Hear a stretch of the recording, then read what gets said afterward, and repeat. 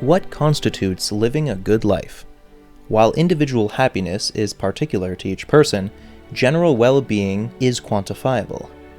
A good life includes a healthy diet, or healthy enough for you to still enjoy what you're eating, a moderate fitness regimen, an open dialogue with your inner circle of loved ones, and having a life purpose. I touched on how life purpose and moderation lead to longevity in my piece, Longevity.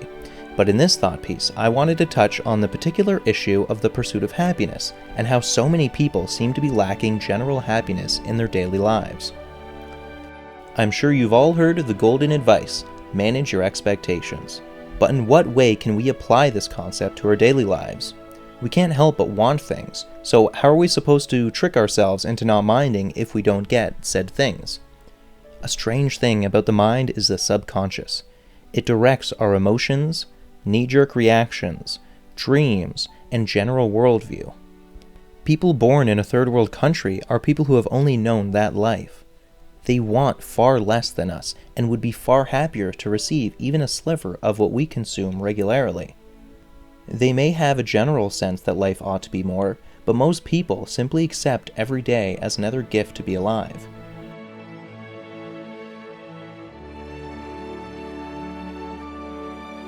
Somehow, hardships make individuals extremely appreciative.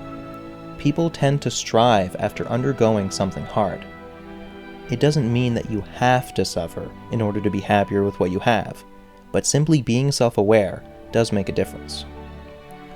I've mentioned this before, but one of the greatest things to happen to me in my life was when I had a slipped disc. At the time, it was just awful and misery-inducing, but afterward I couldn't help but feel more alive than ever. I was inspired to write. I didn't know in what medium at that time, but I knew things would never be the same. I've also had other accounts of difficulties. Not to be compared to anyone else, of course, but just to use as examples here. I've experienced having an ego death after taking too many magic mushrooms. And I've had my already half-absent father leave my family.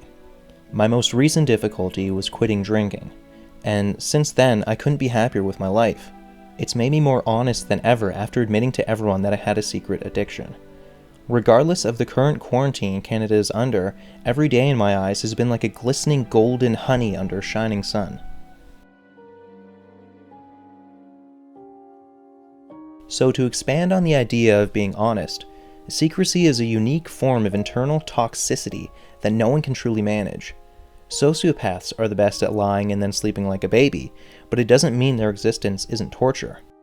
Living double, triple, quadruple, or whatever the heck lives makes a mess of your unseen subconscious. Honesty will set you free, as many have said over the ages. It may seem like telling the truth is impossible. I mean, why mention things from years ago when the person never found out? Do it because it may be eating you inside.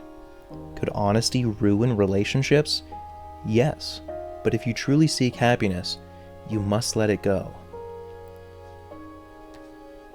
I'm not yet 30, so proper life advice can't really come from me.